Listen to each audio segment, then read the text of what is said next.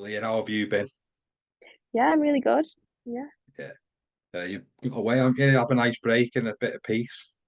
Yeah, it was nice actually. We've got a bit of a break in the season, so I managed to fit a little holiday in, which is always nice because I love the sun.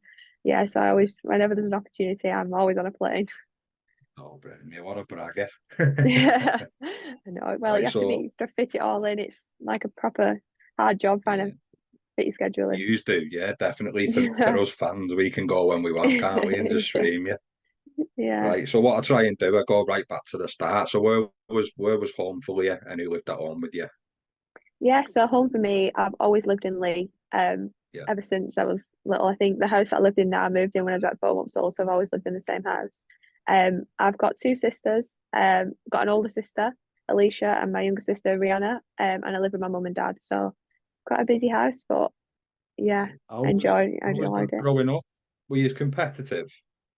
So I've always been the athlete of the family. I'm the one that's always done like sport to a high level. Like my sisters, like my older sister, she did like Irish dancing and like they both did cheerleading and a bit of gymnastics, but not to like the level I was. So I was the one that was being driven about to training all hours and they're all watching my competitions and stuff like that. So I've always been like the athlete of the household. Right. So how did that come about? How was you introduced to gymnastics? So when I was younger, I was never sat still. I would always be like climbing on something, and like I just was such an active child. So when I was like, I think it was when I was about 3, my mum took me to gymnastics, and I think she Right. just took me to try and like calm me down a little bit, let me get my Numb you energy out. out. Yeah, get my energy out some way. So yeah, I started gymnastics when I was like 3 years old. Right. And your life with gym, was it hard to do or how was school? With gymnastics, I like just did like recreational gymnastics. Yeah. When I was like 3, obviously I'm a baby, and then when I was like 6, I got like I'm scouted kind of to like a higher level into like an elite pathway. Over at Wigan Gymnastics Club, and it was at Robin Park where the Wigan Warriors is now. That was gymnastics, so I spent a lot of time there when I was growing up. So when I was 6, that's when gymnastics properly started. Um, and I would be like training like 15 hours a week, sometimes 20 up until I finished when I was like 16. But yeah, with school and stuff, I'd train like Tuesday was I can't remember what days, but it'd be like 3 hours after school, like 3 or 4 days a week, and then on a weekend. So it was It's a like lot, innit? going to school and Yeah. like then having a full-time hobby essentially after school. So yeah. Was it that intense from 6, was it?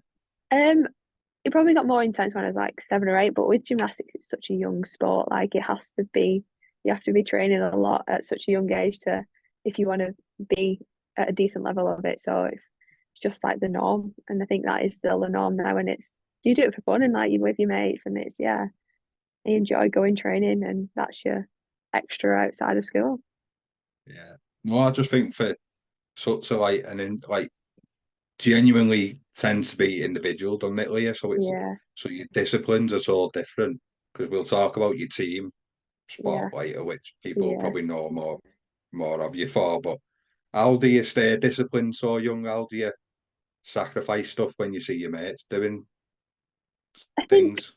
Yeah, I think it was just one of them things that I'd always done gymnastics, so I was always that was my life, and I'm a very obviously through gymnastics I'm very disciplined and committed, and I think it yeah when you're like growing up, obviously when you get to high school and stuff, it's a bit harder when you're seeing all your mates, all your friends going out like the weekends and stuff, and you're just like, oh well, I can't, I'm training, but I think Yeah. I liked that like feel like that was kind of like my identity back then, like I was Leo, she's the gymnast, and yeah, like it was hard, but that was just what I knew, and that's what I enjoyed. So it wasn't I didn't mind missing out on things. There's a lot of things I missed out on, but I didn't mind it because I was going and enjoying myself doing gymnastics.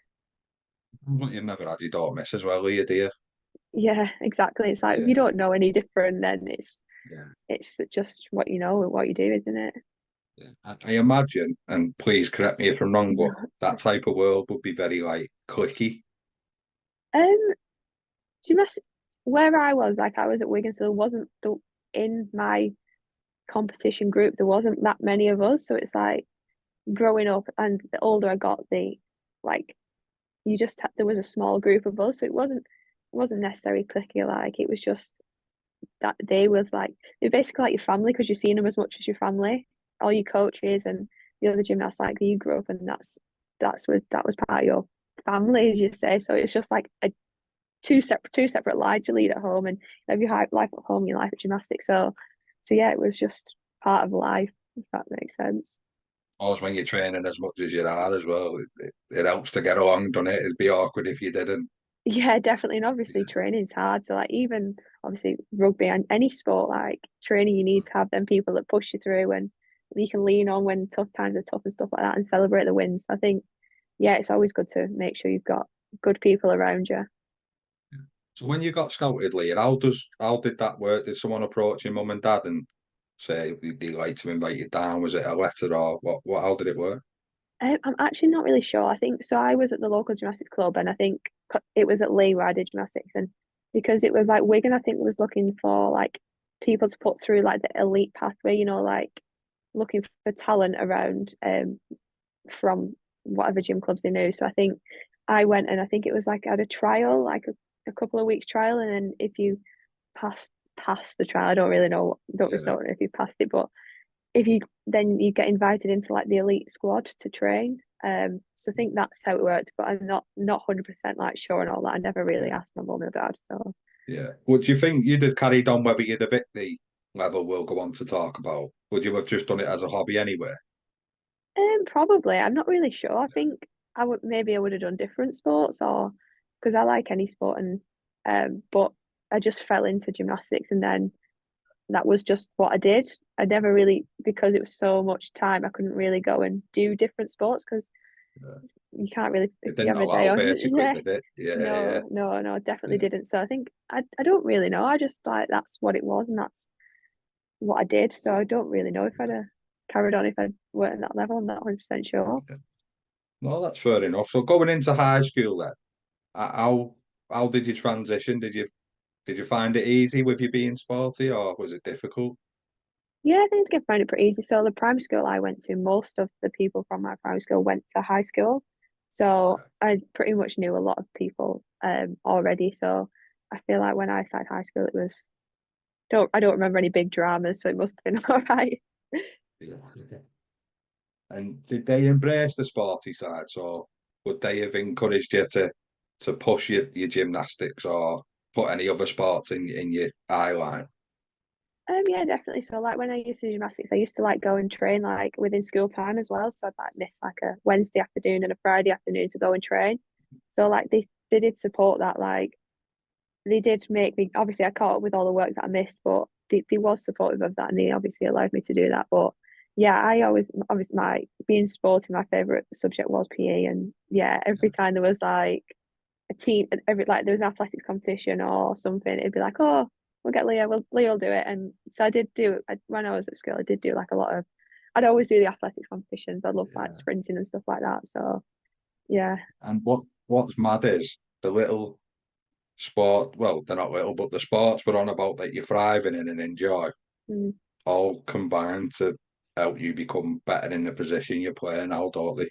Yeah, definitely. Yeah, I Which is think you probably would never have imagined that growing up, I guess. no, no, Yeah, never. I think rugby was. I know we did a bit of rugby and PE, but I never really thought of it. Oh, I'll go and play rugby outside of school. Like I never really thought of it like that. It was just oh, this is your PE lesson. This is what we're doing today. yeah. No, it's mad because, like I said, without knowing it, you're building all the characteristics to be amongst the best in your position as you are, without Yeah, ever knowing it really and testing it. Because there's one thing, Jim will test you in all types of shapes and form and mm, technique, won't it? And yeah, then your rugby will implement that with contact. So yeah, you can sort of maneuver. Yeah, does that make sense? You can maneuver around, manipulate yourself yeah, basically, can't you? yeah, And then definitely. obviously Yeah, the athletics is where the power in your limbs come from. So yeah, it's definitely. it's yeah, nuts really. Yeah, I So remember when I was doing gymnastics, I used to always like, oh, obviously like the vault and stuff, like you'd run at it. I yeah, remember they being like, oh, Leah's like a bull in a china shop. So I was like, it's probably like fitted well into running at people now. So you're probably going to be modest, but were you someone that was probably pretty good at more physical sport? Um, yeah, I'd said so. There's always a running Yeah, joke. It's like whatever Leah will do, she'll be good at. And I think that's yeah, obviously been in my family. Like my sisters and my family are always like, "Oh, Leah will be good at this. Leah will be good at that." Just because I think it's just being athletic and obviously gymnastics, you develop all kinds of skills. So like whatever, you can just adapt to anything that you try. So yeah, I would say yeah. Did your gym constantly test you, Leah, as you got older? Did you always like embrace a challenge, or was it ever easy to you? No, gymnastics is never easy. No No, matter what level no. you're at, like gymnastics is physically, mentally tough. Like training's always hard. You're always learning something new. There's always a new challenge, a new like, and it gymnastics tests you, but it creates a better person for it, if that makes sense. So like mentally, you have to be mentally tough to turn up to the gym for 20 hours a week and train and do all the conditioning and all that. I think that's gymnastics is a unique sport in where it's hard. I would say it's probably one of the hardest sports there is, gymnastics, just with the training, and then you have to be perfect. Like the idea of gymnastics is just perfection, isn't it? So like everything, if it's not perfect, it's a failure. That makes sense. So there's Oh lots of yeah, different things yeah. behind it. Obviously, when you don't live it, Leah, you see Yeah, like the marks on the telly, and it's like yeah, the jazz hands need to be there, don't they? And pointy toes yeah, are the same, and like you get marked down if like you have to wear some form of support, don't you, and things like that. yeah, And I find it bizarre because the society now is meant to tell us to speak out and look after mm, ourselves. And in certain worlds, rugby's the same to a degree. I've no doubt you yeah, hide niggles when you're playing rugby, but yeah. you get marked down for looking after an injury. Yeah, yeah. Like obviously, I remember there is. So I've done a lot of judging as well. So I was a Right. gymnast, I coached, and then I've done judging as well. So it's like seeing all sides of gymnastics, and like you said, like you have to have like skin colored tape on, or it's seen as not being like right. Do you know? Aesthetically, yeah, Yeah, yeah, because like it's not perfect. So right, it's strict rules, but that's the sport, yeah. isn't it? So you used to get certain afternoons off for like training or comps and stuff. So when them come around, is it just about basically backing yourself and backing your training?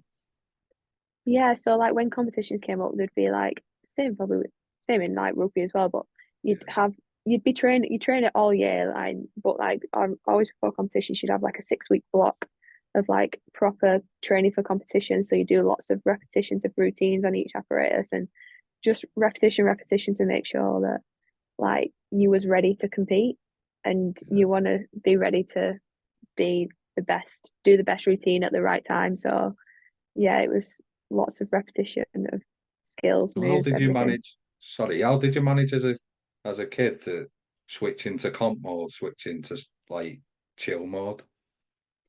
I think that's what's hard. I think as a child, like, I probably didn't have a chill mode. It was probably always gymnastics mode. That's like the hard balance because obviously you when you're growing up, you're developing your personality, aren't you? But I think as gymnasts, when you're younger, you just like do what you're told. You know what I mean? Because it's such a disciplined To sport, and conform, don't you? Yeah, yeah, yeah. So that's I think you just become a gymnast. You don't become a person. That makes sense. Not in a bad way, but like to be successful, you need to be that way. yeah. It's like if again, correct me if I'm wrong. Is it a semi-alter ego? Um, yeah, I think so. I think obviously you have to have your game face on. You have to be ready Yeah, to in anything like on the rugby field. You have to have your game face on and ready to play. And same with gymnastics, you need to be ready to compete and show people what you can do and do it to the best that you've done. And you don't want to let yourself down. You don't want to let your coaches down when you're performing in competitions. I imagine there was times, Leah, when you completed, you felt like everything went spot on. That Yeah, must be like the most satisfying moment for you as a gymnast.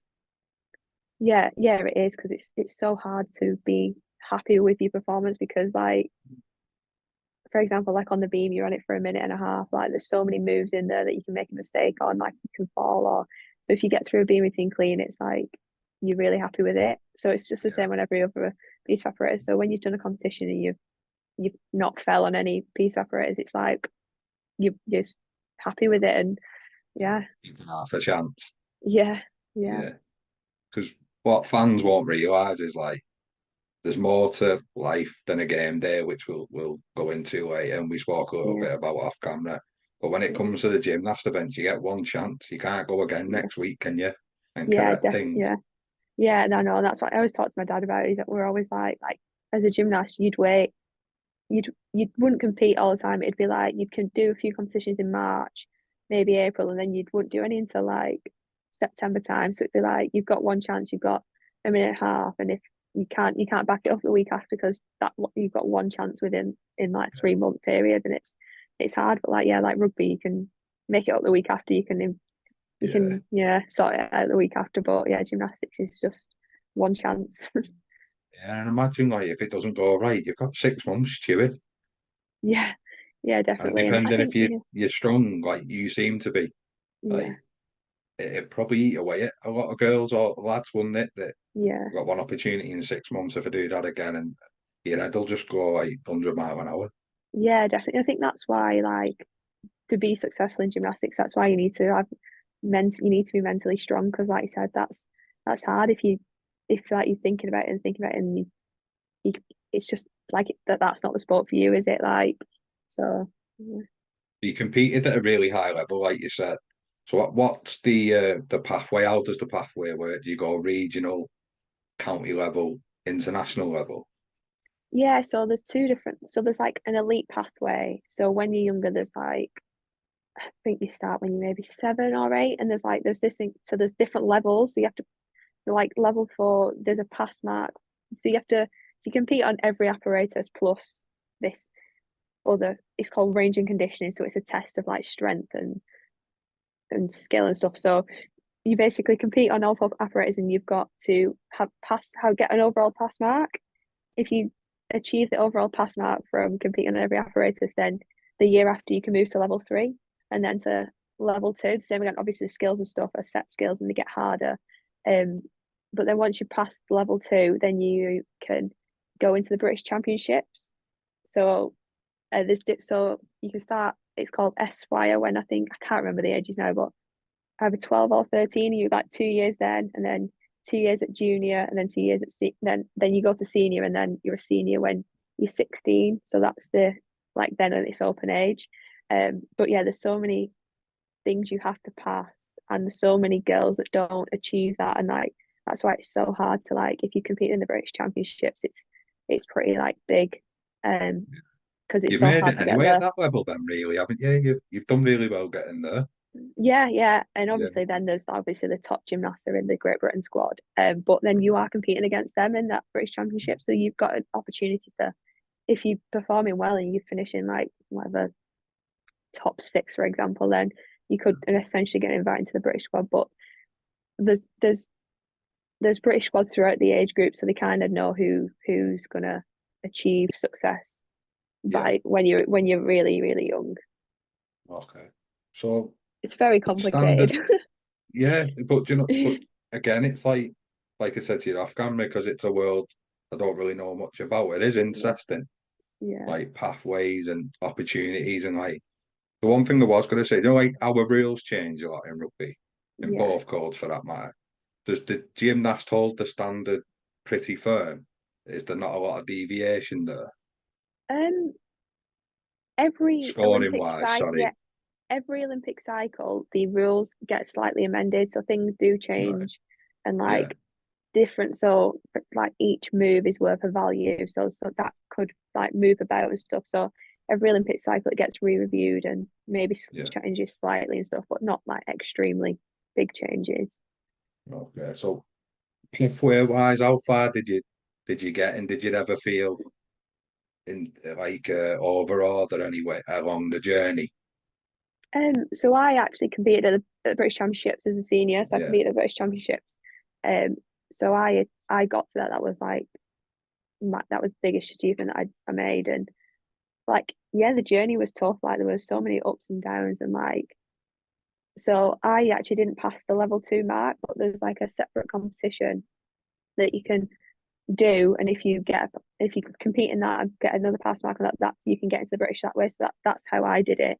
But yeah, so I yeah competing at the British Championships is like the top level. So like I competed against like if you watch the gymnastics at the week at the Olympics, like I competed against like Becky Downey and like Beth Tweddle Yeah. when she was competing and stuff like that. So like competing against the top gymnasts in the country. Yeah. Well, I think like most people, if they're honest, will have had setbacks, and you just mentioned a Yeah. slight one. How did you deal with that, and what encouraged you to go again and find another way to it? Yeah, I think because I don't give up very easy. I'm like people. I don't give up myself. I think people have to like tell me to stop if I need to stop. So I'm quite like I just keep going until if I keep failing, I just keep going. I'll just keep going until I get what I want. If that so, in terms of that, I remember it was hard, but like my family and stuff like were pushing me. Like they supported me. They was there with me every step of the way, and obviously my coaches and my friends at gymnastics as well. It's like you lean on them and they support you as well because they're going through the exact same thing. So it's good to have them girls around you and stuff like that. How had you been with injuries as a kid? Um, How did you get in anything? not really, dude. I broke a few fingers. That's probably about it. But not really any extreme injuries within gymnastics until I've finished. Right, and so talk to us about that one then, because Yeah, some people that don't know a lot about it, it'd be like, oh, because it yeah, sounds real bad, doesn't it? yeah. It sounds really bad. Yeah. So when I think it was when I was 16. It was. Um, I actually got stress fractures in my lower back. So like my L4 joint, where the two bits stick out on your back. Yeah. I got stress fractures in them. Um, I remember at the time I was in loads of pain with my back, and I just didn't know what was going on. So I got it MRI'd, and that's basically what I'd done. So obviously gymnastics is very repetitive, landing all the time, and all the forces going through all your body. So lower back stress fractures are pretty common in gymnasts, and I remember like the stress fractures, they don't know how long they can take to heal. It can take ages or whatever. And I I just was in so much pain with my back. I was like rehabbing it and stuff, but not the extreme of rehabbing it like I do at rugby now. But I remember at the time I was just it was going on for months, and I'd I'd like not I'd kind of like not fell out of love with it, but I remember I was at that age and I'd achieved everything I'd wanted. Like I competed at the British Championships. I'd competed. There's a British team championships as well. I'd just done that, and I knew that I wasn't really going to achieve anything further than that. Like I knew I was never going to make the British team or anything like that because that was just never a thing that I would be able to do. So yeah, I just ultimately decided that I'd, I was happy with what I'd done. So I retired from gymnastics that way. Sounds like a really adult wise decision for a young lady that, because you're still only Yeah. 16, Leah, aren't you, at this point? Yeah, yeah, Yeah. yeah, I was, but I think so. I was always like in the back end of my career, even though I was probably 14, 15, and 16. I was always like the oldest gymnast in my group, so I think I did have that mature head on me, and I did know what I was doing. So like, I feel like doing gymnastics, you do grow up. Like when you're training so much, you grow up very quickly, like mature wise, like in terms of knowing how your career in gymnastics unfolds. So I think yeah, like 16 does sound young, but I think in terms of gymnastics, like it, it's not that young. You should have went with your Zimmer frame. I know, I know. I did used to always feel old, even though I was 16, but I think You that's because do. everybody was younger than me. So yeah, It's just bizarre, isn't it? Like, yeah, it is really young, isn't it? But I yeah, suppose you've been doing it since you were, what, 3 or 4? yeah. 12 So it's years is a long yeah, time of, but like you yeah, said, putting the forces through your limbs and yeah, the main bits of your body. Like, if your back goes properly, you've no chance yeah. of you, like, No, life outside of sport then. yeah, definitely. And that's what that was what I discussed with my mum and dad. Like, it's your back. Like, you need to look after it. Like, you do want to be able to do things after you finish gymnastics. Like, you're still a child. You don't want it to affect the rest of your life. So I think that made me realize I was like, yeah, like I'm happy, I'm satisfied with everything. Like I don't regret not doing anything. So I think that's what ultimately led to me finishing. That's brilliant as well. Not many people can walk away from a sport saying that, can they? So fair Yeah, play to no, you. yeah. Yeah. Right. So how many girls make them levels? So like, is it quite a broad spectrum of numbers for it to be Um, an elite comp? in terms of competing at the British Championships, I think when every time I've competed there, there was probably no more than 35 gymnasts in my age group. So it's like it's not that, it's quite hard to get there. So it's like not hundreds of girls compete in it. It's very, I would say probably a 30 to 40. I don't even think there was 40. I can't really remember, but I don't know how much it's changed since then. Obviously, that was 10 years ago now. So if you look at gymnastics now, it's gone through such a big transitional phase to now. Like if you look at the Olympics now, there's so many older gymnasts, older gymnasts competing. Like I think Simone Biles like jokes that she's 27 and she's old now, but like people like that wasn't known back in like 10, 15 years ago. You'd get to about 20 and then that would be it. So it's changing massively, but yeah. And where would that have been held? Like a British comp, sorry. It was at the Echo Arena, so it was on a big Oh, was it? So stage. you didn't have Yeah. far to go, No, no. So yeah, I was quite lucky. Like, so it was held at the arena. You know, you see it like at the Olympics and they're all on all podiums and stuff like that. So it was they put on a it was like that basically, and it obviously that's good for all the GB gymnasts getting prepared to compete in bigger competitions. suppose like when you're at that level here as well, you must be on the fringe of that. So it's good exposure for the wider group, like in it yourself, like as Yeah, well. Because yeah, definitely. you're not far away when you're at that level. No, you're not. But I think in terms of like you, the GB squad, they've been involved in that throughout their career. So like, yeah, if you do really well, but I knew that I would never be able to do that. I was obviously good enough to be competing at the British Championships, but never quite. I would never be able to make Team GB if that makes sense. But I suppose thinking of it, like I would never even could think that that was a possibility anyway when I did gymnastics. But like thinking about it now, then it's like you don't realize how close that was because it was never. I never thought it would be achievable. That makes Oh, I'm on here and asking about sense. it. Yeah. No, it's good to So talk. It's good to think about it because I never really think about it and talk about it to be fair. yeah, no, it's I just think it's such like a unique. I know, like you said, now it's becoming a lot more accessible to people. Mm. Like I'm a council estate lad. Just I Yeah, know people. No, but joking aside, that yeah, I think it was deemed as an elite sport, Leah, wasn't it? mm, Like a privileged sport where the council estate girls and lads can go and do it now. yeah, yeah, and that's what's good because there's so many like gymnastics clubs popping up around. Like anyone, like I said, a lot of people it can go and do it now, which is good, really good. And I was so. Do you know when you were like, did you take PE, Leah, as a an option? Yes, I did. Yeah, yeah, I did Yeah. PE. So did you not have to do it because you were competing at a high standard of gym? So did that class as your A star or your A? No, I had started to do the exam, but like in Oh, did terms you? of yeah, I had to do the exam, and I think at GCSE you have to do four different sports practically. So I just That's mad that because you're competing at a really elite level, yeah, and sorry, I'm like no, it's right. And the lads that I know were in like academies are playing like first team at Witness, for example, didn't have to mm, do their exam yeah, because yeah. they were classed as an elite sportsman. All right. Yeah. No, I had to do Surely my you were an exams, elite yeah. sportswoman.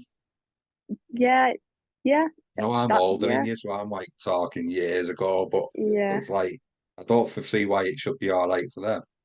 It yeah. probably isn't now, to be honest, and it shouldn't Yeah. be, but I don't want to be rude. I'm trying to word it as well as I can. No, Um, yeah, because not, I'd imagine whatever school you went, I don't think the rest of your year could compete at that level in gymnastics, if I'm being honest.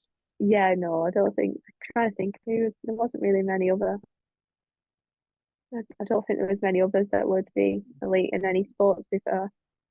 Right. So how was school then? So did you treat school differently because of how competitive you was with the gymnastics, or did you take school serious? No, I took school serious. I think Yeah.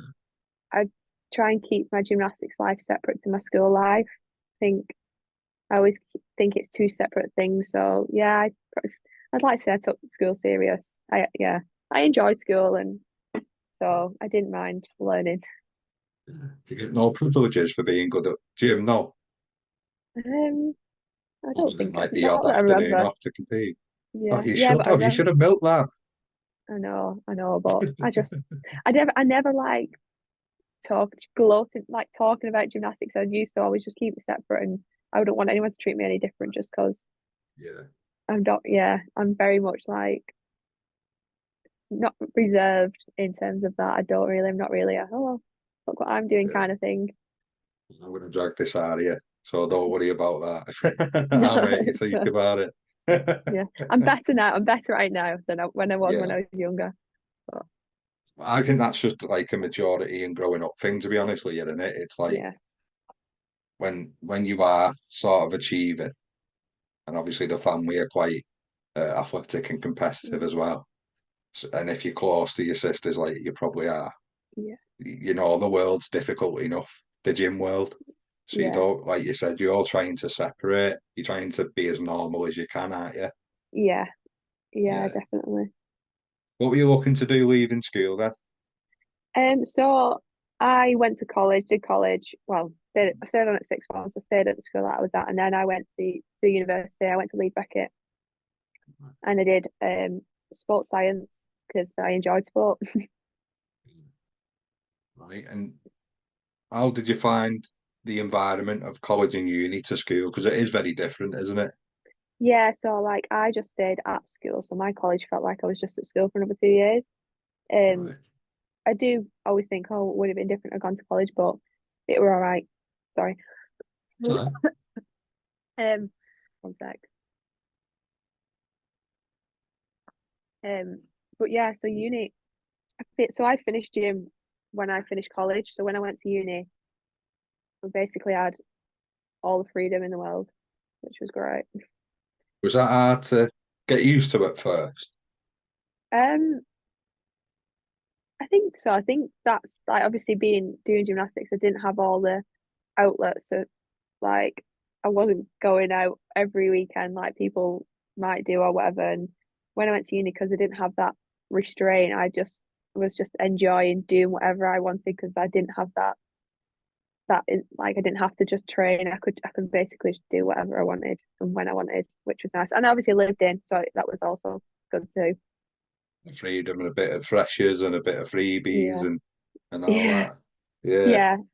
good on you. So again, you're becoming a different version of a mature adult here now, aren't you? Because you were probably grew up a little bit quicker than you may have wanted to, because that's what gymnasts do at that Yeah. age. And then as you probably should be enjoying the last bit of like your teens, you're growing up again, moving away from home. And did Yeah. you go and live in uni halls, or how was all that? Yeah. So I lived in uni halls. Like so when I actually wanted to go to Loughborough, but I didn't end up Right. getting the A levels that I wanted. So then I ended up at Leeds Beckett, and I'm really glad that I ended up at Leeds Beckett because I feel like my life would be so different if I'd have gone to Loughborough. Yeah. I don't think I'd be playing rugby if I'd have gone there. I just think I would have fell back into gymnastics again. So going to Leeds, it was like something just completely different, and just there were so many different opportunities there than I would have if I'd have gone like anywhere else. And yeah, I lived in uni halls in first year, and yeah, like I loved my time at university. Like I really enjoyed like living in at Leeds and just being around people like-minded people, which was great. And yeah, just meeting everyone and anyone, which was nice. So what was it you were doing at uni again? Sorry. So I did sport and exercise science. Right. Um, So is this where your coaching brain started coming in with gymnasts? yeah. So when I finished move going back when I finished doing gymnastics, I then coached for a year. Right. So I finished Straight at away, 16. Yeah. did So I you? went into coaching pretty much straight away, and then I went to uni, and then I've always liked sport and like PE and stuff. So sports science was like just that was what I fell into because I just wanted to do something that I enjoyed, and um I didn't know what I wanted to do. Like I didn't have a career dream. I just was like I'll do something that I enjoy. So that's how I ended up doing sports science because it's something I was interested in. Yeah, well, fair enough. Can I go back a bit then, sorry, Yeah, of into course the you can. coaching? Yeah, How did you find the transition from being the gymnast to being the yeah. coach? So when I went to coaching, I was coaching like younger little Yeah, younger girls. They were like 4, 5, 6, 7, like only small. So I think because, like I said, I was been like one of the more mature gymnasts at the time. Like it was like kind of easy to fall into that because just having that, if the younger girls were looking up to you anyway, so it was easy to then transition coaching wise into then helping like younger girls on the first steps of being a gymnast and learning all these different skills. So I did enjoy like coaching them, and it's nice. It's good seeing like when they do a move successful and like how rewarding that is for them and not for you. So it's very different than being the athlete, but then being the coach is also, yeah, I really enjoyed doing that too. and then without knowing it, because what you do at unis in the future, you sort of, even at that age, you're sort of looking at the mechanics of movement, aren't you? Yeah, Which is obviously part of your degree, I imagine. yeah, definitely. Yeah, gymnastics is very biomechanical, isn't it? So Yeah. So, so how do you adapt to uni life and what you're doing? Do you have to go and get a placement? Do you help out with one of the teams at uni? How does it work so for when I actually experience? So when I went to uni, I actually just didn't do any coaching for the first year. I just did my what I needed to do at uni and then whatever. But then second and third year, then I went back into coaching gymnastics. At uni? No, it was at a gym club nearby. I was looking for Okay. coaches, and someone was like, "Oh, Leah does coaching. Like, ask The her." old So days. Oh, yeah, well, you'll yeah, be good at that. yeah. So it was good. I'm glad that I went back into doing that as well. Yeah, I imagine maybe it's a bit easier coaching kids you don't know as well. Yeah, so yeah, to be fair, when I started coaching, I didn't coach at the gym that I did gymnastics at. It was so I've Yeah, never really known any of the younger gymnasts. So it's yeah, but it's nice. It's always good to go and do it in a different environment with different coaches, different gymnasts and stuff like that. So it's always yeah. you're always learning something new and you can always take experience from anyone around you. So how did rugby union come about for you? So so when I went to uni in first year, I just joined the gymnastics team because I was like, that's all I knew, that's all I did. And then when I was going into second year, I was like, why am I doing gymnastics? Like, why is this still a bit of my life? I wanted to try a new sport. And my younger sister, Rihanna, she was playing rugby union at the time. And she was like, why don't you just give rugby a go? And I was like, I don't know. So I thought about it for a bit over summer and I was like, oh, maybe. Because I was like looking at all other sports, like, like Yeah, there's hockey and then there's like cross, stuff like that. I was like, I just wanted to try something random, something new. So, yeah, so I went down to the first um, rugby session. I took my housemate because I was like, I'm not going on my own. I was like, you come in with me. So she yeah. came with me, and then yeah, and then just enjoyed it from there. Right. And so when you arrive, what's your head telling you? Because the sports you just mentioned were all contact sport. Yeah, That's not what you're about, is it? So you're challenging yourself straight away, just turning up. yeah. Well, so I've been watching a lot of Rihanna's games, so like obviously I knew what to expect. Um, but I don't really have any fear. Like everybody, like a lot of people, most people talk to like, oh, obviously when I was younger as well and stuff, but I'd always be like the fearless one. So I think contact for me, it just I didn't even think deep into it. It just got stuck in. I knew what I was signing up for. So I just think you just have to get stuck in. But there was a lot of new people. So there was like initially there was like a 4 week introduction to rugby. So we was taught how to tackle, how to fall and stuff like that, which was really good. We wasn't just being like, oh, just run at each other. So we was trained good and like stepped up the process. I think was really good to learn. I think it's really important to learn how to fall. And that sounds really stupid, but like tucking your chin in and stuff like that. Yeah, yeah, and obviously Yeah, from gymnastics, like I knew how to fall, not put my arms out, stuff like that. So, yeah, so yeah. yeah, so that's yeah, they weren't So what really would it have wasn't been really like? bothered. Yeah, knee, hip, shoulder, tuck your Yeah, chin yeah, in. Yeah, yeah, yeah, stuff like that. Yeah. yeah. And it didn't phase you at all, you know. No, no, no. Yeah. I'm not really easily phased. I'm just very much all right. Just get on with it. I'll do it. So No, I love that. I love yeah, that. So when it comes to like game simulated things, where did you find yourself playing, or where I was you told to play? actually played flanker. Actually played in the Right. middle.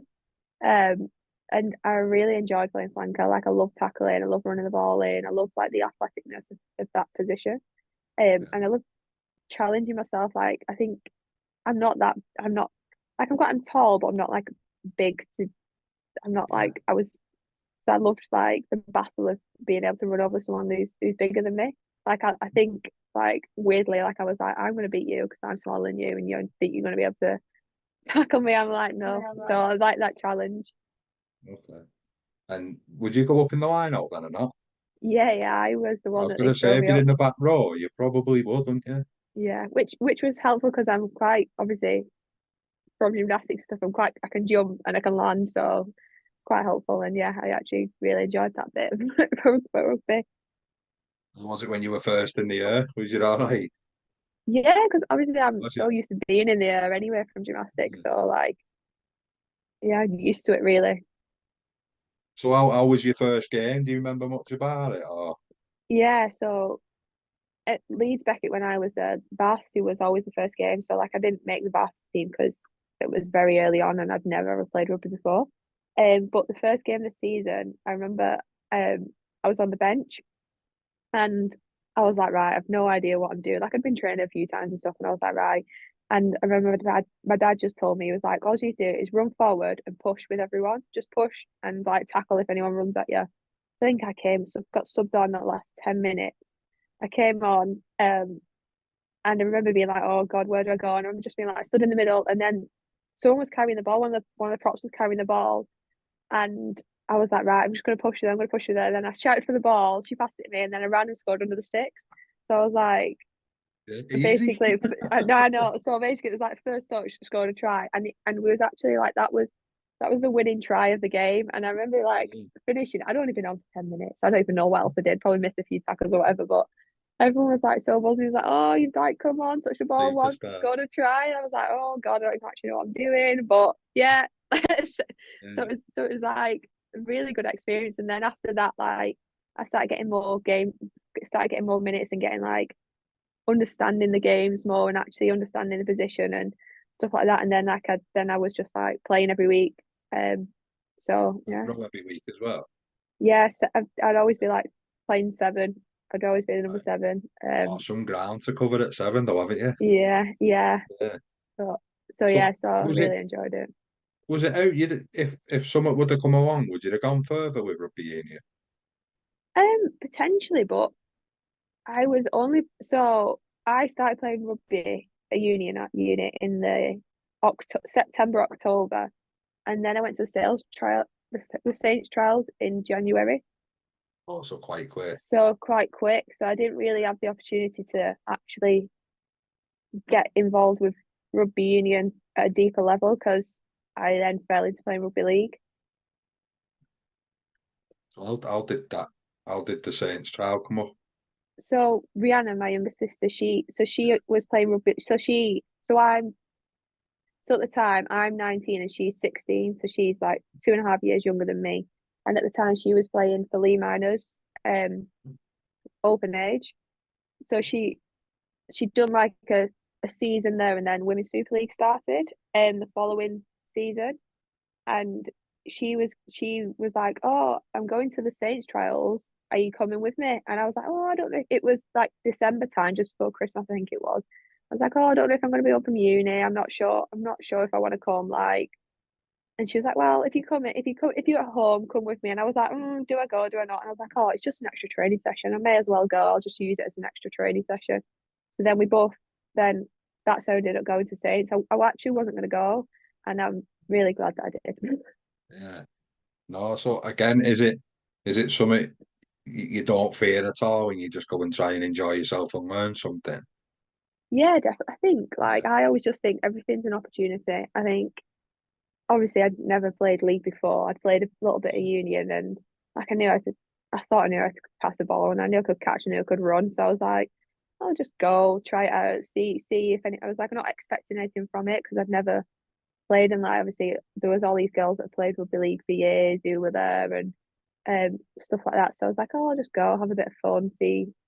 Like I said, just an extra training session and just a better way to train than just going running on the field on my own. So And how did you find it? Because styles and rules are so different, aren't they? But yeah. probably because you hadn't played rugby union long, you weren't tied up in rules so much, was you? No, definitely not. I think so. I remember the stage trials. They were just very much like mini skill stuff. We weren't playing a game. It was very much like I think obviously they was looking for like core skill, athleticness, or whatever. There was loads of different drills, so it wasn't like, oh, here's a shirt. You're going to be playing against this other team. Like it was very much brought back to the all the core skills. So I think that obviously definitely helped me in terms of that. Because I think if you've got that ability to be to them core skills, then they can develop you into whatever they want going forward. You enjoyed it then, obviously, because we're going to go into what's happened since. But Yeah. is it something you'd realise would go to where it's gone to? No, absolutely not. I think I never thought initially, like when I started, I never knew what it could grow into, and obviously it keeps growing now. I just think I was just there because I was just having a bit of fun and enjoying it and just learning something new and trying something different. Like obviously I've been an athlete for all my life, so it was nice to be able to do that in a different sport.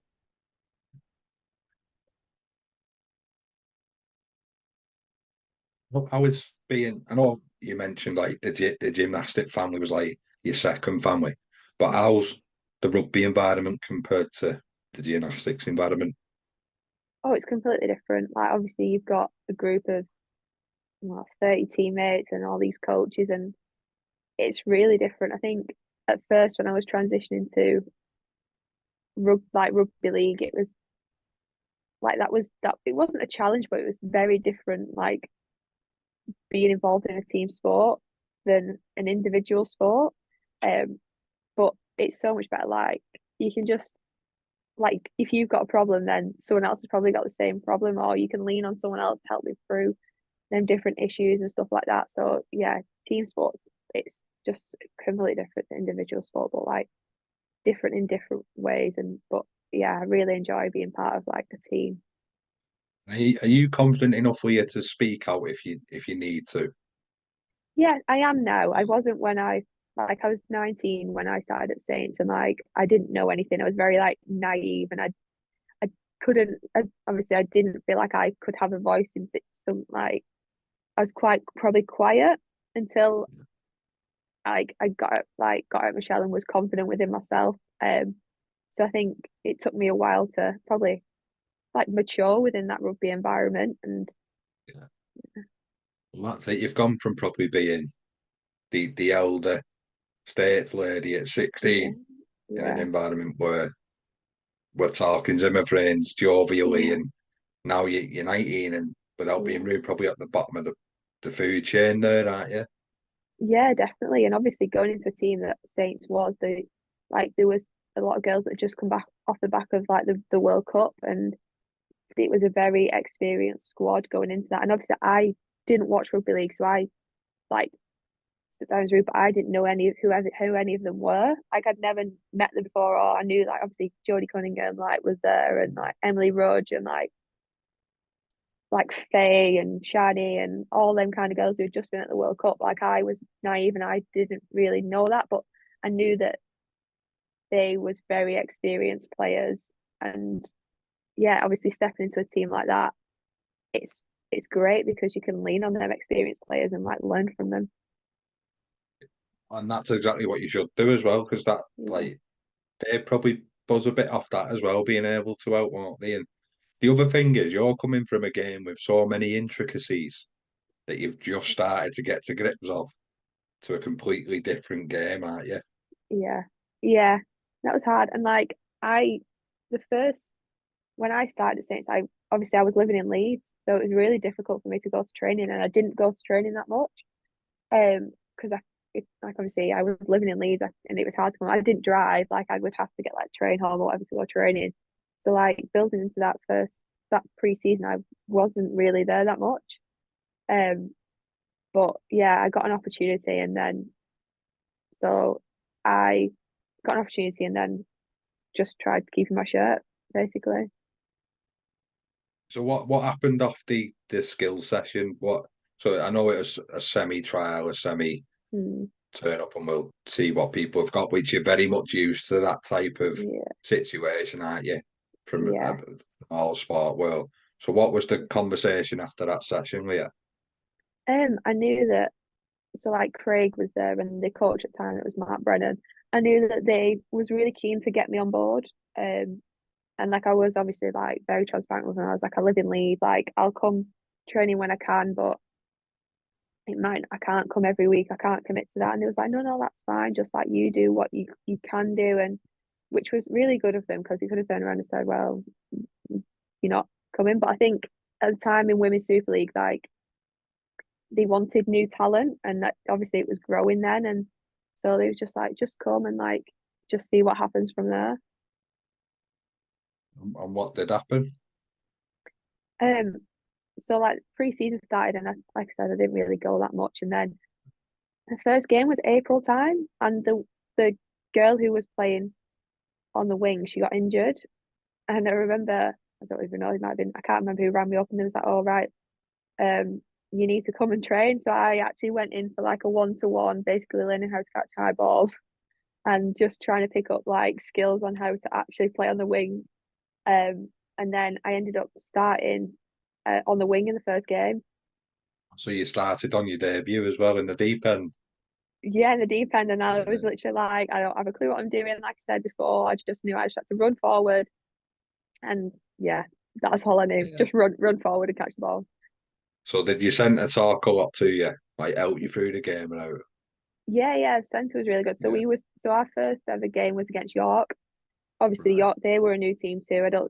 Yeah. I couldn't remember what, like nobody knew what they was going to come with, and I think when it was nobody really had a reputation with when the Yeah. Women's Super League started because it was brand new. So yeah, we played against York.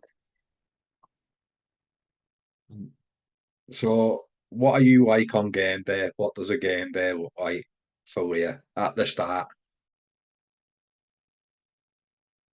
I actually don't know. I think I was probably nervous, but I was a bit like I was nervous because didn't want to make a mistake. I didn't want to like let anybody down.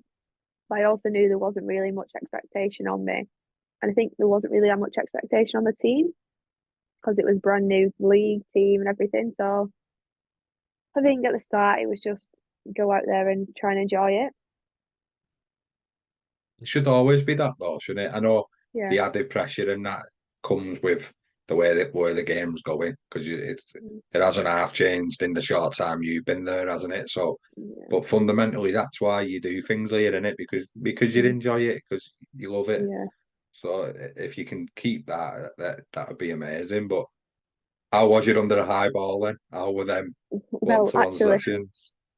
well, I actually wasn't that very good at it. Luckily in the first game, I don't even think they kicked a high ball to me. So I Yeah, was like, thank God for that. I remember, but yeah, I wasn't very good at catching high balls when I first started doing it because like I've never had to do it. I've never done it, and I didn't yeah, really do it in rugby union, and like not something that was like natural to me catching high balls. So I really had to work on it.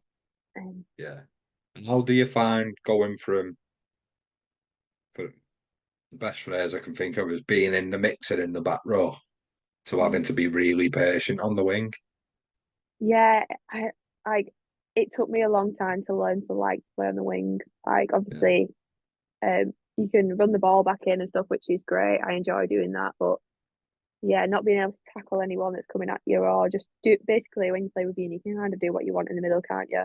But like, yeah. yeah, actually staying on the wing and waiting for being patient, like you said, and waiting for your opportunity. um, yeah, it took me a long time to learn to like it.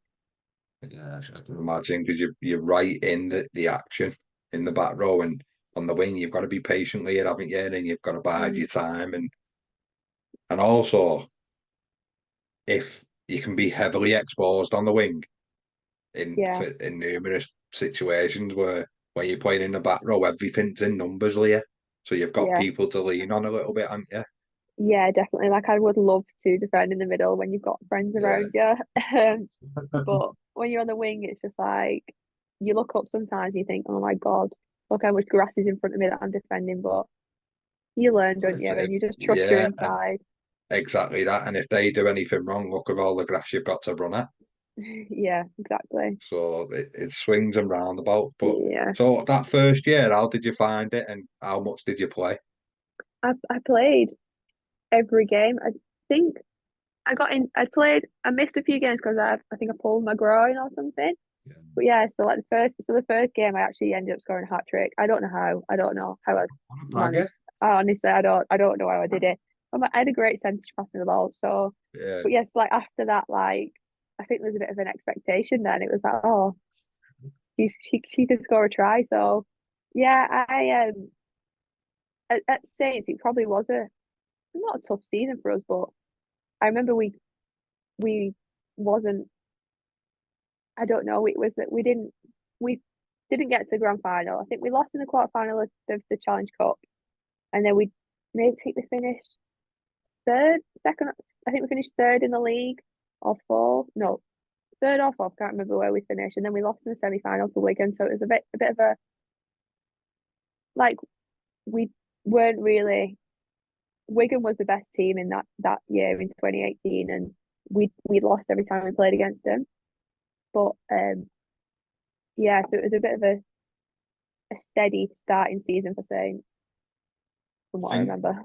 on a yeah, but on a personal level, do you think it was just the best lesson you could have had in rugby league? Yeah, I think so. I think every game was just trying to learn something more, and every training session I was just trying to learn something different. I think so. Obviously, uni finished, and then I moved home, and then obviously I was committed to training then. So it was like I was just trying to learn something new every time I went training. Obviously, I did learn something new because I didn't know anything. So just leaning on people and asking people what to do was basically what I did, and I Yeah. still do now. So yeah, not listen. Every day is a lesson, Leah, isn't it? Whether But it's yeah, sport or life or whatever, like we're mm, always learning and you've got to get setbacks to come back, haven't you? And to yeah, achieve and stuff, which definitely. you've done in the past, and I'm sure you'll do in the Yeah, future. So yeah. just a couple of things then. So how was pulling your groin when you've been pretty lucky other than your back? Did you know Um, something weren't right straight away? yeah, yeah. Like I remember thinking, oh, that hurt a bit, and it was only somewhat minor, very, very minor. I think it was just rehabbing for like 3 or 4 weeks. And I was back playing. Um, but yeah, I knew I'd done something when I did it, but it wasn't. I think I only missed 2 or 3 games. It weren't that much. Did you keep your debut jersey if you scored an hat trick? Because it's quite a nice No, trend you've got when you're scoring on your first union game, hat trick on your no, first rugby league game. no. I didn't keep it. Oh, I don't. I've never only. What have I've only. Well, I've only played for Saints, and I so Yeah. So is it? And I'm quite sentimental, yeah. So like, yeah, I used to like keep witness programs or like my yeah. mum and my sister used to do a scrapbook when I played like me junior rugby. Mm. Would you do something like that, or you seem quite like chilled about stuff? Yeah, I do like have all my um rugby stuff, and obviously it's something that means stuff to me, and like I have all my gymnastics like leotard still, and like my medals and like pictures and stuff like that. So I do still have it. I just yeah, I need to do stuff with them. Like I've got my England debut shirt, and I need to frame that still, and that was back in 2019. I just have shirts hung in my wardrobe, but I'm like, what do you do with What? them all? Yeah. But Well, definitely keep if them. any if anyone's watching or listening and is willing to do it for you, they can give you Yeah. the shout, can't they? Yeah, definitely. Yeah. Feel free to reach out to either yourself or me, and I can put them in touch with you. But So if anyone wants to frame any shirts for Leah, get in touch. Yeah, please do. Uh, yeah. So uni then, did you get what you wanted from uni, Leah? Yeah, I did. So I carried on playing rugby union whilst I was at uni and Yeah. like as well as playing rugby league. But yeah, so I did 3 years undergrad at uni, graduated with a 2-1, and then I was like, what do I do now? So I did a master's, then I did a master's in sport and exercise physiology, which I just did it because I wanted to stay at uni for another year. So I ended up actually being there for 4 years. Yeah. No, and listen, no, it's joking aside, it's not easy. No, yeah, I So don't it's know. fair play to you. You literally are just good at whatever you want to do. And I know you're trying not to come across like that and stuff, and we joked about it before, but you are pretty good at whatever you want to do, and that's great. So how did you find adapting then? You know, when you're flicking between both courts, because Yeah, it's I think different fitness as well, Leah, in it, for especially the positions you're playing. yeah, I think like in terms of like the uni season already started in like October and it finished in like March time, so it like fit really around the league season. Yeah, So like I'd finished at Saints and then I'd go to uni and play at uni and then finish at uni and then I play at Saints. So they just like fitted well with each other. Um, so it wasn't too bad. you never feel like you had a marker on you going back to playing union because you were at Saints. I think like the teams that we played, they probably didn't know like That's good then. who we were. So yeah, so it wasn't really. I don't know. Probably the in the Leeds Beckett team, there's probably more girls that played league in that than against the teams that we played against. So Yeah. Okay. So when you go back to Saints, do you do the full pre-season then, or yeah, I did I think in 2019. So I think we trained if I can remember rightly, I can't even really remember, but I think we trained Tuesday Wednesdays or Wednesday Thursdays. So I'd come home, train Tuesday night, train Wednesday night, and then go back to Leeds.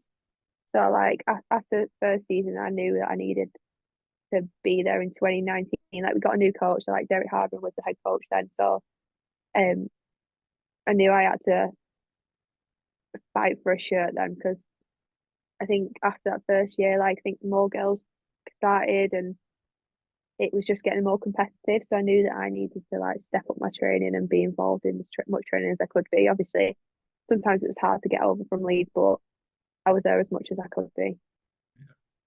was that the year that COVID kicked No, off, or was so it? no, so we had 2 seasons before COVID. So Yeah, we had 2018, right. 2019, then COVID was 2020. Yeah. So in 2019, did you feel a different player? Did you feel more comfortable? Yeah, I think so. And like 2019, that's the year that I got asked to go to the EPU. So like I knew then I actually was it was getting serious again, and I actually had to take it serious. Obviously I would always take it serious, but like I knew I could achieve something again. I could like try and get to play for England. So um, yeah, I felt obviously more experience, still learning and still really in terms of rugby like immature in my games, but like I was just making sure that I was doing everything I could to just try and be better and learn more and stuff like that.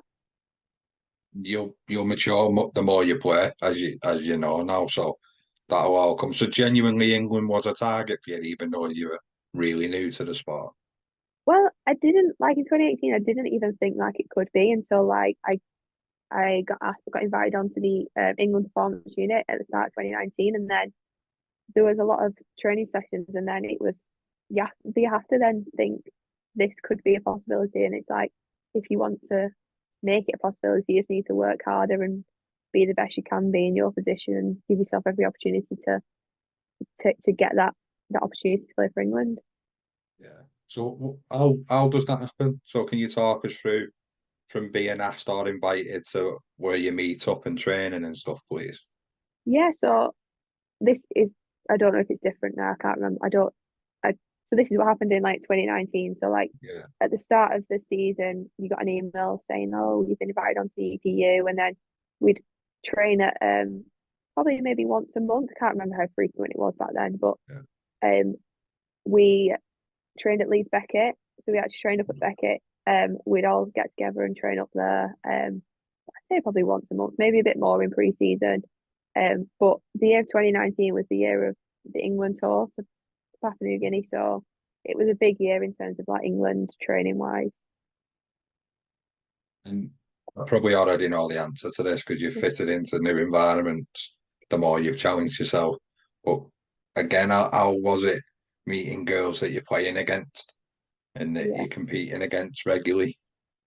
yeah. I think from what I remember it actually being a bit daunting to be honest, because like there was so much experienced players, and obviously playing against these girls, you knew how good they were because you played against them, and I had a bit of imposter syndrome to be honest. I was like, should I really be here? Like, am I at this stage yet? Like, is this where me? So, like, I find training really tough, but like I said, I don't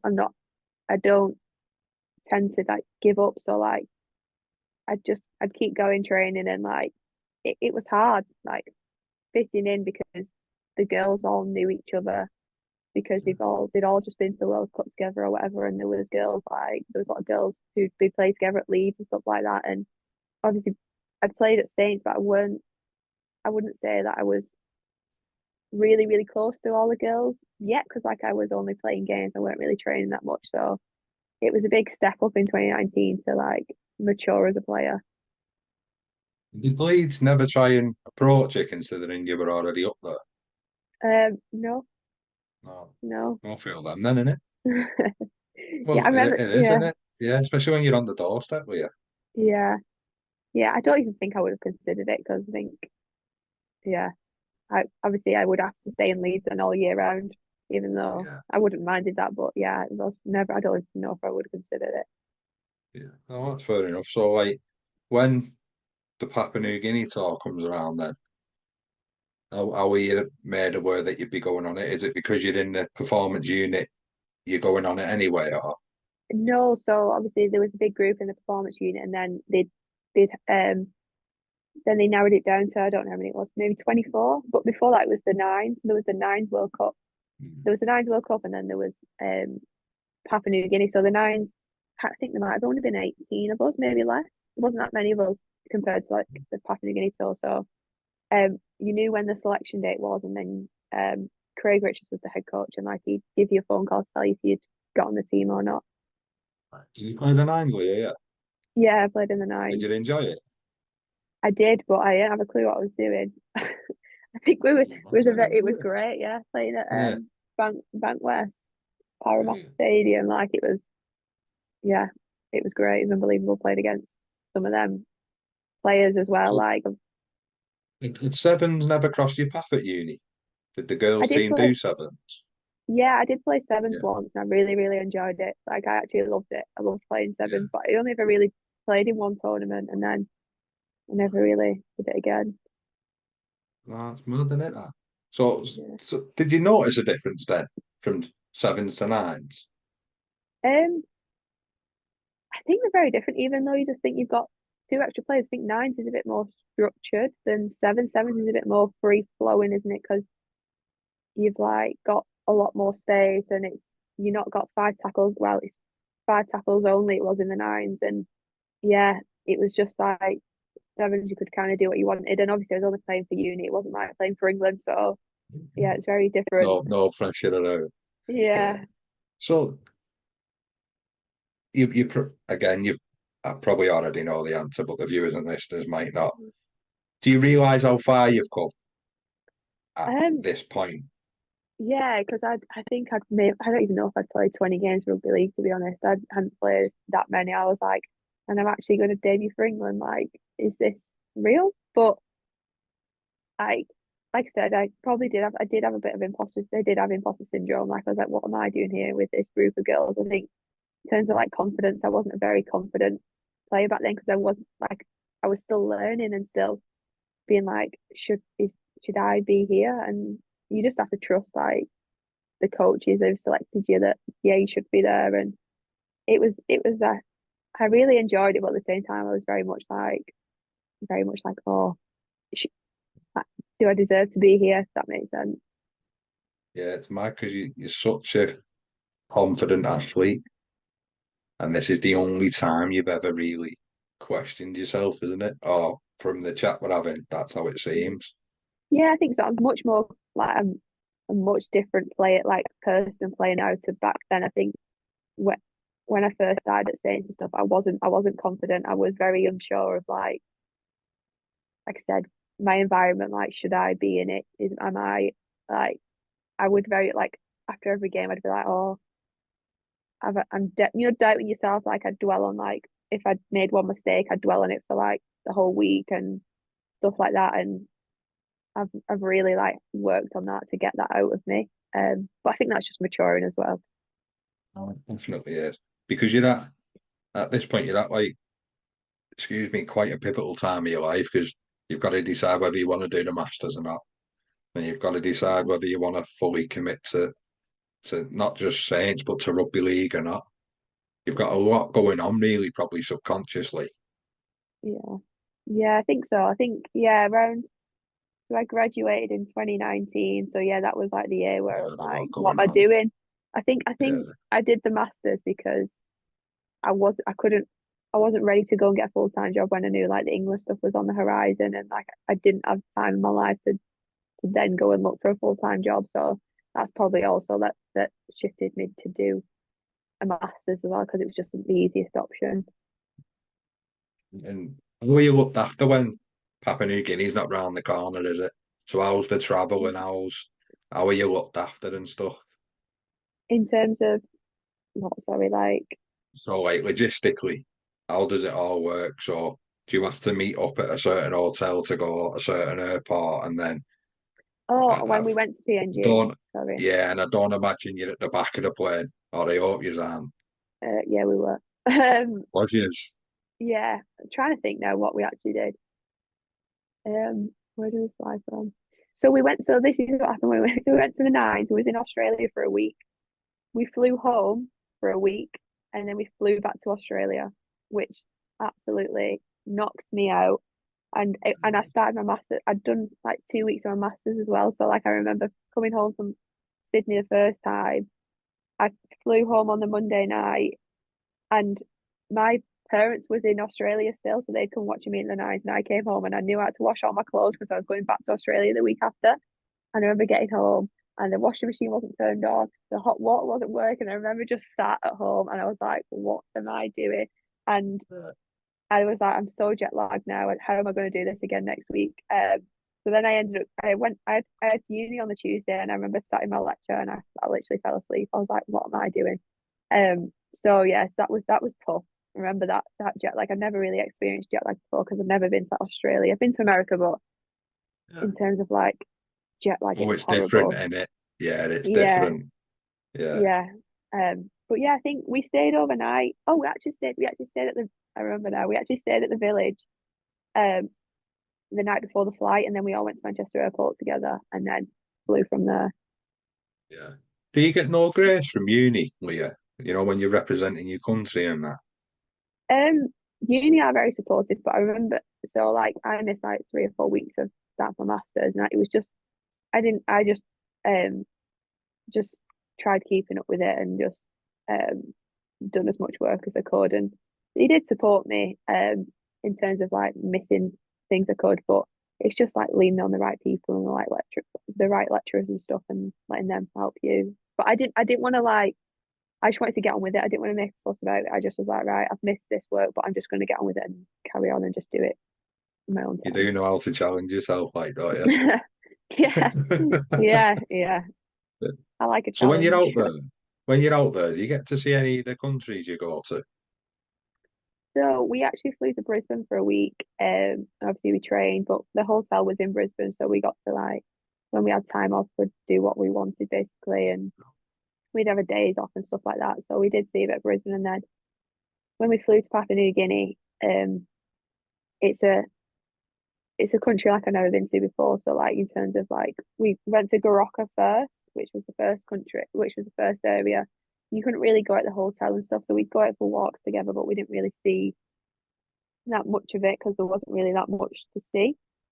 And Yeah. then the same with Port Moresby, really, like we'd have to go out as a team together in our England kit, just and then we had like a team liaison officer, which was Bob Bennett.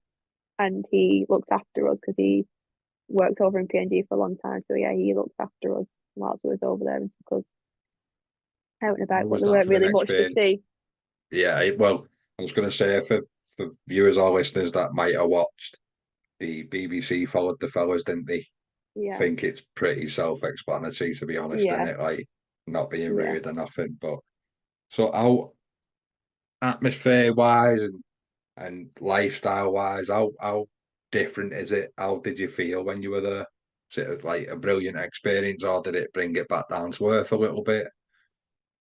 It was a good experience. Like it's like so when we got there, it was that was royalty. We had like a police escort, and like everybody was coming out like the villages and like waving at us and stuff like that.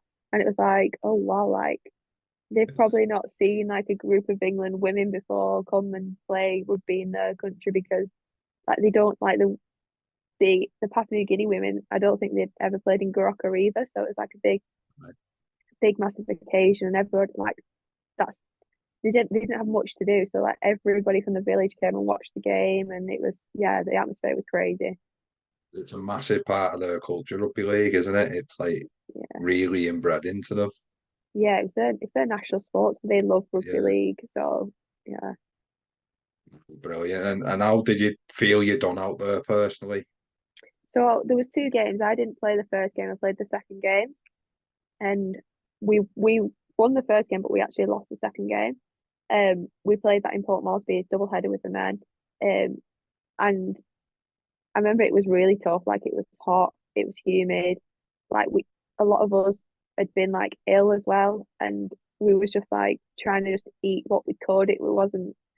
It was a very cultural experience. It's like when you're like you used to your home food. Like if you're in England, you can just go and eat what you want. But it was very much like just eat what you can over there. So Yeah.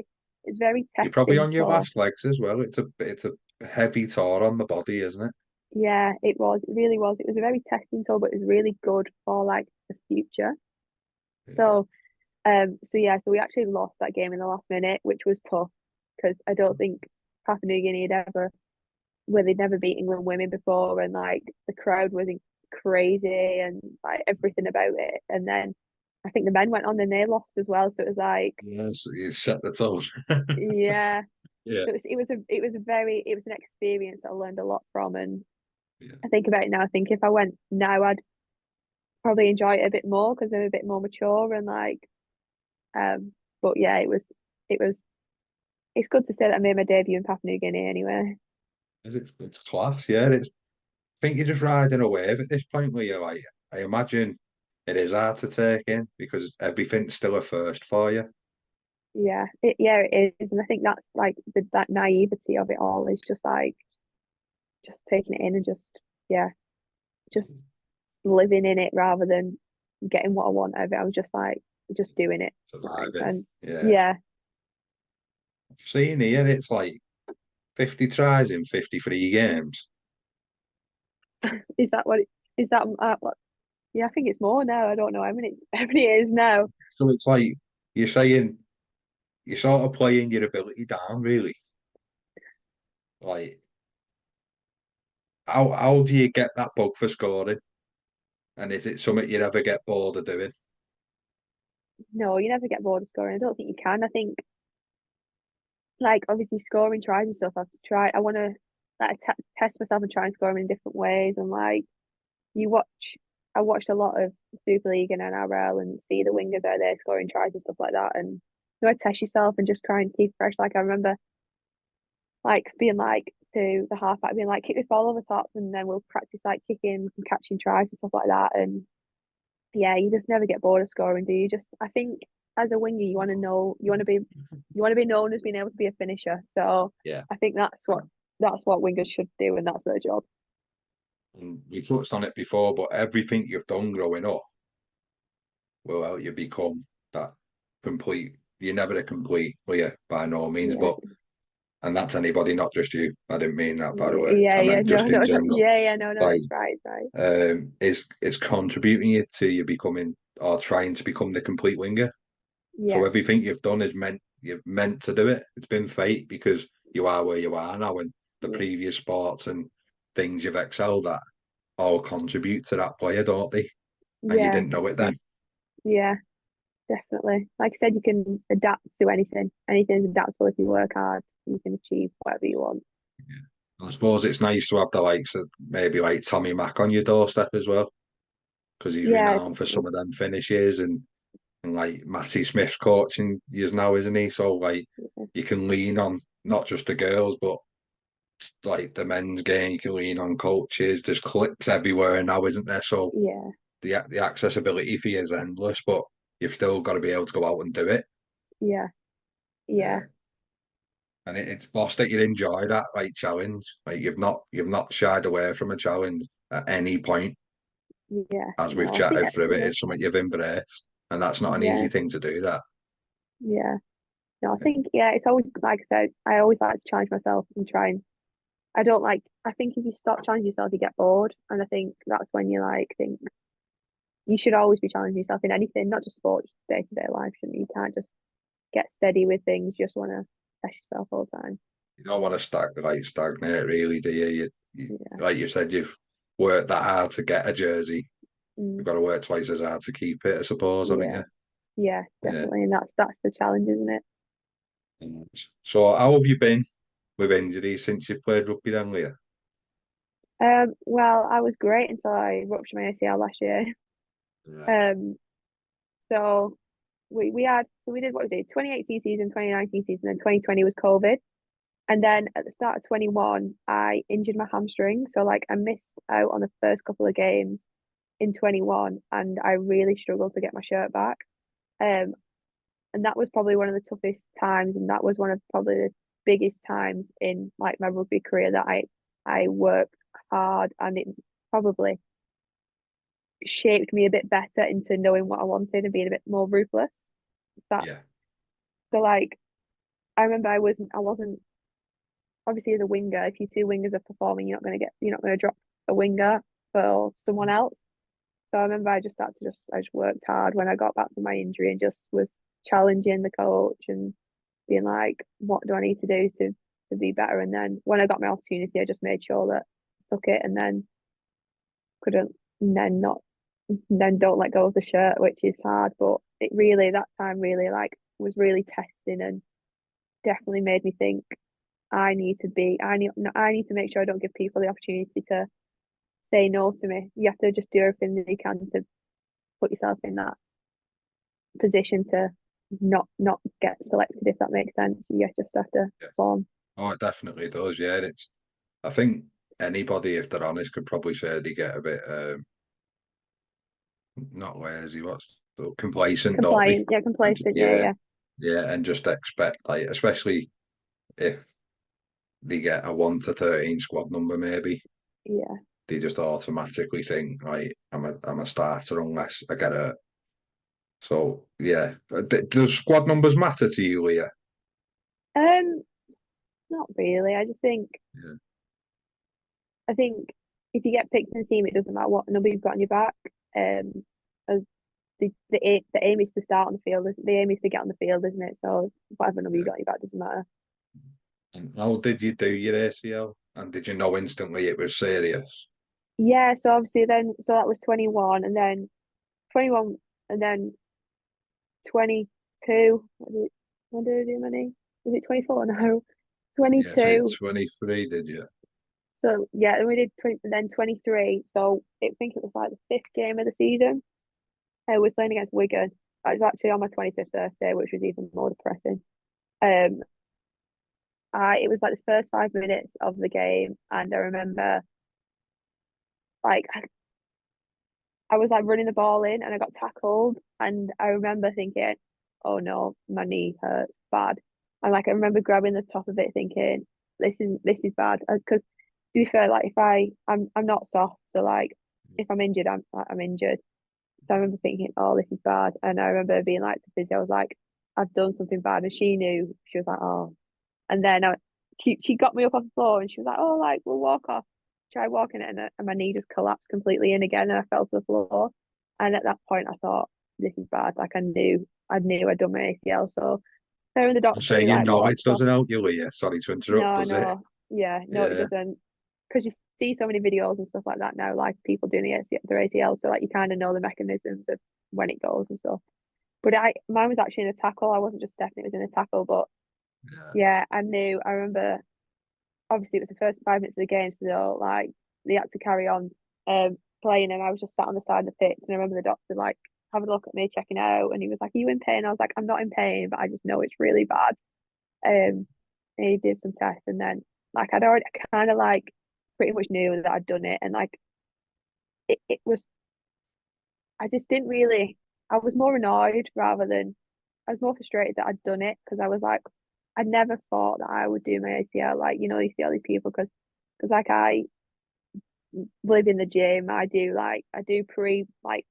prehab and everything. And I was like, how have I done my ACL? Like, I just never thought it would be me who did it. So yeah, that was tough. And it was, yeah, because it's just something you've not really had to experience yet, other than Yeah, you'd mentioned the hamstring then and losing yeah, your place a bit. But this is a different injury, this, isn't it? It's like a 6, 9, 12 month layoff, depending if you have a yeah, setback or not. yeah, definitely. And like you hear about the ACLs, like oh, like they're like so bad. It's like people are like, oh, it can be career ending. Like there's so much negativity around having your ACL. Like it's scary, really. But I think when I'd done it, I was a bit like, I think it's so like the doctor tested it after the game, and like you could really see that it's proper moving, and I knew Is then it, he was sorry to like, interrupt, is it that like where the knee rock or yeah, yeah, yeah, where like your knee comes up. yeah. And mine was very clear that there was nothing there. So like he pretty much was like, yeah, it's your ACL, like, and it was hard because all the girls were like, oh, like you're all right, it might not be that bad, whatever. But I knew, the physio knew, the doctor knew that it was my ACL, so I was like, yeah, I'll be fine. I'll get it scanned tomorrow. And then you just have to come to terms with it, what you've done, and then like you can either make it like kill you off basically, or just try and be better for it. So just try and be as positive as I could about it. Did you give yourself an opportunity to have a whinge, or did you just attack it straight away and see it as a new challenge? Um, it's hard because I like you have to let yourself feel emotional about it, but Yeah, I I'm not really like that much of an emotional person, but I did have a little cry about it. Obviously, it's like massive. Like I said, yeah, it's like coming off the back of the World Cup, and like I felt like I was massively like having a great season. Like I scored loads and loads of tries, and I felt like I was proper like peaking, like I was really flying. performing well. Yeah. And then I just did that, and I thought, right, that's it now. Season's done. Wembley was that year. I was like, that's it. I'm not going to be playing at Wembley. Um, but I knew that the target was to get back for 9 months. I was like, right, get back as soon as possible. Like, see it as a new challenge, see it as something that you can learn from, or use every opportunity to try and get better throughout the rehab. And I was like, right, we're getting back for close to starting next year, and then go again from there. Obviously, I feel if you don't give yourself that time to have a cry, it'll only catch you further down the line if it doesn't quite Yeah. go how you want it to, won't it? Yeah, yeah. I remember it was hard. So like when I'd done it, I was supposed to be going to my cousin's wedding in Turkey the week after, and I seen the consultant, and he was like, "Oh, you're not going." But all my family went. Obviously, all my family, none of my family could have. I was like, "You're not staying. You need to go to the wedding." So that was a hard week. That point because I couldn't drive. I was like hobbling around on crutches, couldn't walk on it. And I remember that was I was working. I was still working, and that was a very low point. I was like, "This is probably the hardest week ever," because it was just mentally challenging and like relying on other people when you used to being able to do everything for yourself. It was tough, and when you've not got your family to rely on around you, that's even harder. So I think that was probably I let myself have a low point then, and then from then I was like, after I had the surgery, I was like, right, we're going again now. We're being positive. So how is rehabbing on your own? Because most of it would have been, or now and then you'll get Yeah, someone that's got a little, not little, that's probably yeah, wrong, but gets a 4 or 6 week injury. I yeah, don't want to I didn't yeah. want to downplay it really, I didn't mean No, to, but I think you know what I mean, don't you? yeah, Like, yeah. compared to Compared to you, an it's ACL, little. yeah, yeah, Yeah, yeah. yeah. Well, to be fair, like. The support was amazing. Like Jade, the physio at Saint, she was great, and like the England physio Matt, he did all my rehab for me. Like he'd come to training, and we'd do it together once a week and stuff like that. But I think from being an individual sports person, it really helped being able to individually get through rehab myself. I think because I'm so used to like training being on my own, independent and yeah, yeah, it really, really did help. Like some people can't go to the gym on their own because they don't like it, but I don't mind. I can push myself by myself. Obviously, it's always better to do it with someone else, but I can push myself by myself. So like rehab wise, I knew I had to do everything that I was told because if I didn't, I would be that 9 months would be further and further away. So I'm very disciplined. Obviously, that helps through doing gymnastics and stuff. But very, very disciplined in what I was doing. I like rehab was a priority. All times rehab was a priority. Can't every opportunity I would never miss a session, if that makes sense. and then you touched on before, and it's I'm going to go back to the gymnastics if that's all right. Yeah. How did judging become part of your life? Do you have to pass anything to become a judge? And Yeah. So I actually became a judge when I was still a gymnast. It's like you have like a few days course, like learning because judging gymnastics is basically like judging another language. It's like every move has a symbol, every move has a value. It's like, and then at the end of like the course, you have to do an exam to pass the exam to then become a judge, basically. do you think it helps you knowing what a judge looks out for? Yeah, it did. Like, obviously, still being a gymnast, knowing what judges look out for, it helped with performance because you know what you get marked down on. So yeah, it did help. So I need to go back to that I thought before. I didn't even No, ask you it's about fine. judging. No, Yeah, it's sorry. okay. Yeah. It's So okay. when you're coming through the back end of your rehab, back to rugby now, sorry. Yeah, yeah. Um, when you first start training, is it always a niggle about the injury you're coming back from for you, or was you all right to, did you find it easy to get past? I think so. The amount of rehab I did with the physios and all that, like the amount of strength training, like obviously you don't run until how many months in? I was about 4 months in when I started running. So like the amount of strength training and stuff you do, and then from that, that's just a steady jog. And then I think I started doing change of direction, and then I only started getting back into the team 6 weeks before 9 months. So like obviously, so in terms of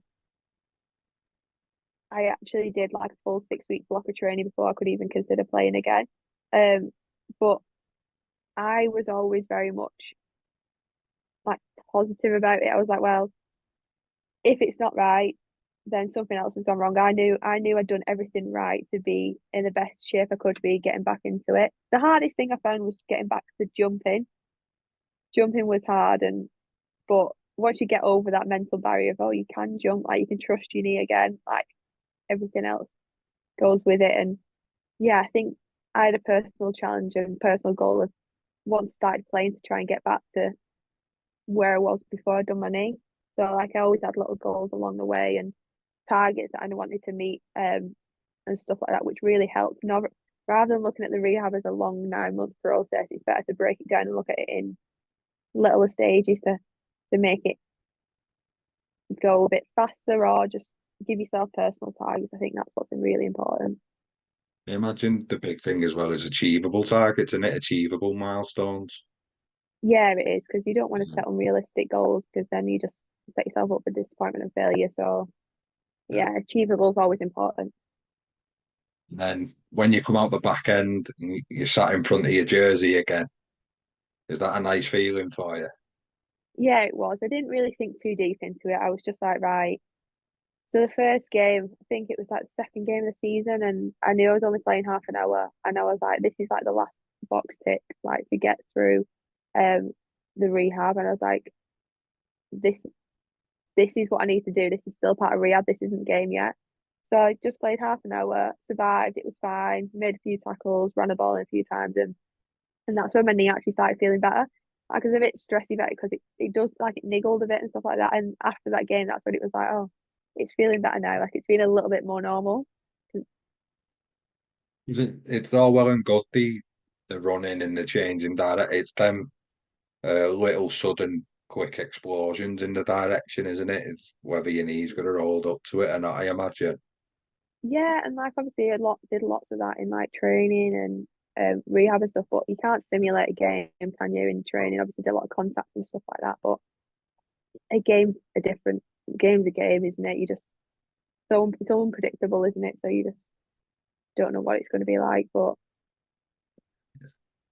So how have you found it being back? How do you think you're getting on and how are things going for you? yeah, I'm obviously really enjoying being back. Like my aim when I did many, I knew there was an England game in June, and I was like, I want to be in a position to get selected for that, which I did end up. I was in a position to get selected for that, but in the Origin game, I broke my hand. So the game before the England game, I actually broke my hand, and then obviously I couldn't play in the England game. So that was so I've missed probably about 6 weeks because I broke my hand. That was June time. I think I'm not meant to play in June to be honest, but it pretty much just after a year I'd done my knee, so I was like, right, another injury that we have to deal with. But You yeah, did say you so like the sun, Leah, didn't you? yeah, June's so a good actually, month yeah, for it. I did actually go on holiday. I was like, yeah, right, this is it. I'm getting on a plane now. Yeah, Can't be I'm off. dealing with another injury for a little bit, but so yeah, enjoy being back. Obviously, got the opportunity to play at Wembley this year. That was really good. I'm really glad that like I was able to do that because last year it was tough watching from the sidelines. Obviously, loved like we made history as the first women's team to play there. But yeah, I would have loved to have been on the pitch, but yeah, I got the opportunity this year, so really good. Mum and Dad managed to get over, or Pardon? did your mum and dad manage to get over? To Wembley. Yeah, Yeah. They all yeah. came. Oh, brilliant. Yeah, Yeah, whole family came, so it was really yeah. good. Yeah. Is Rihanna taking credit for your rugby career, or Yeah, I'll let her take credit. does she? I'll let her take credit for it. Yeah, she actually played at Saints as well, so we played together for a bit, but she Right. then went to uni and then she plays at Leigh Leopards now. So All right. Okay. yeah. So how is that? How's the dynamic there? Are you pretty competitive with it, or are you all right? No, we're all right. We're very different players. So she's a halfback, Yeah. she plays six, and obviously Right. I play in the wing and we're not competitive with it. And I think playing in different leagues and different teams, I think that helps with that. But she's just really proud of me and I I don't wouldn't be playing rugby if it wasn't for Rihanna and like I drag her out on the field with me. I'm like making like kick and eye catch and stuff like that. And in lockdown, that was really good that we had could do that together because I think lockdown was a big time to like develop skill and obviously being able to do that with someone else um was really good. So yeah, she's so it's good to have that. I don't know what it'd be like if we played against each other. I'm not sure if I would enjoy that. Get to the other wing, and you'll be all right. Yeah, Yeah. yeah. Like you play on the other side of the pitch. Yeah. So what are your goals, Leah, moving forward? What would the ultimate ambitions be for you, and what are you looking to achieve this season? Yeah, so this year I just like as Saints that we're I think we have to the ultimate goal would be to win the treble. We've won the Challenge Cup now. We're sat at the top of the league, so we want to get to a grand final. We've won the only grand final that we've ever got to was in 21 when we won.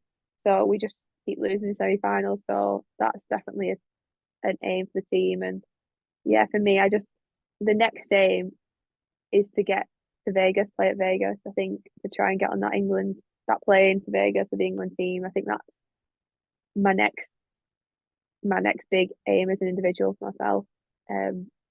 So yeah, Oh, what an experience that'll be if you get there, which I've no doubt. Fingers crossed, stay fit. I've no doubt stay you've in got a one, great yeah, opportunity. Yeah. stay in one piece, Well, don't get injured. yeah. Otherwise, there's an holiday on the horizon, isn't there? Yeah, It's not a bad thing. yeah, But yeah. no, I appreciate that. So come to that time of the chat with a few daft questions for you. So, do you have any pre-match superstitions? I don't really have any superstitions, but I have like a routine. Like I get dressed and then I do all like my warming up, my prehab stuff. I have a mini band, do all that kind of exercises, get my body ready to get on the pitch. But I don't really have any superstitions. Right. So, your favourite away ground? Favorite ground is Headingley. It's my favorite place Right. to play. Do I you know think it's it's just real popular? Headingley. Yeah, Yeah, I'm it's not like surprised. mega Yeah, popular, yeah. I which think they'll be fuming about because you're not meant to like it. yeah, like, I know. but Yeah, everyone says it. I think like it. Obviously, living in Leeds and like seeing the stadium like every day and like having good experiences like playing for England there and we won the grand final there, so it's just a great stadium to play at. Like, really enjoy it. Oh God.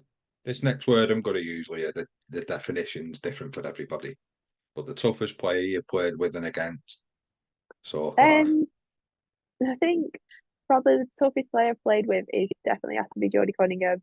I think the way that she just puts her body through everything and anything, like she'll just carry on. She won't stop. Like, look at her when she had them two black eyes. I don't think anyone can forget that. And she Oh, broke her she is face. tough, isn't she? And she's so Yeah, versatile. she is. She's like, I would say she is the woman of steel. Like, so yeah, Jodie's definitely like the toughest player I've played with. And toughest player I played against, hard one, because like I'd probably say maybe Amy Hardcastle a couple of seasons ago before she played at Saints. I remember like that handoff she had when you play against her, especially like when we play like Origin. So when she'd play for Yorkshire, I play for Lancashire, and I have to defend her early on, like probably in 2019. I remember I used to like that handoff. So probably Amy. Yeah, And she runs with so much intent, doesn't she? yeah, she does. Like, Yeah. yeah, she don't mess about. Like, right. So if you could go back and tell a younger you something, what would it be? I think it would just be like trust the process, like just believe in yourself and just trust the process and just don't turn down any opportunity. Take any opportunity you can and just enjoy it whilst whatever you're doing. Nah, I like that. I like that. So if you've had a few drinks, you're out with the girls or you're out with family, and the microphone ends up in your hand, Mhm. what are you giving us? That's a hard one. I feel like maybe something like share believe. I feel like that. Mhm. Like Yeah, it. a I bit of like an that. empowering song. Plus, Yeah, everyone can join, and he can sort of yeah, fade away, then, can't that you? yeah. You just start it off and then let everyone else carry the song. Yeah. So yeah.